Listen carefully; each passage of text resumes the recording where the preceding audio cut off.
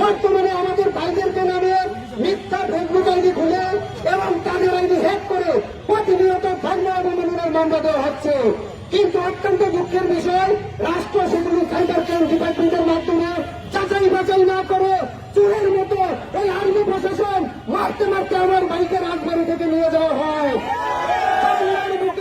এইরকম কাহিনী থেকে আজকে মানুষ বাংলাদেশের প্রতি ঘৃণা জন্মাচ্ছে, দেশের প্রতি মানুষ রয়েছে। আজকের এই স্বাধীন সার্বভৌমত্ব বাংলাদেশে কেন আমার ভাইকে মারতে মারতে নেওয়া হবে, এটার বিচার আমি রাষ্ট্রের কাছে দাবি জানাচ্ছি। সংগ্রামী বন্ধুগণ, কেউ যদি অন্যায় করে আমরা অন্যায়কারীকে কখনো প্রশ্রয় দেব না। আমরা শুধু এটুকুই চাই, সে অন্যায় করেছে কিনা আগে সেটা যাচাই বাছাই করে তারপরে তার বিচার করুন। সংগ্রামী বন্ধুগণ, চট্টগ্রাম থেকে সারা বাংলাদেশে সনাতনী দেশের জোয়ার উঠেছে, এটা এক মহলের সহ্য হচ্ছে না। তারা চাচ্ছে স্বাধীনতার 50 বছরে যেমন নির্যাতিত নিপীড়িত শোষিত হয়ে এসেছে, এইরকম ভাবে সনাতনীরা নির্যাতিত হবে আর তারা বসে বসে সেটা দেখবে।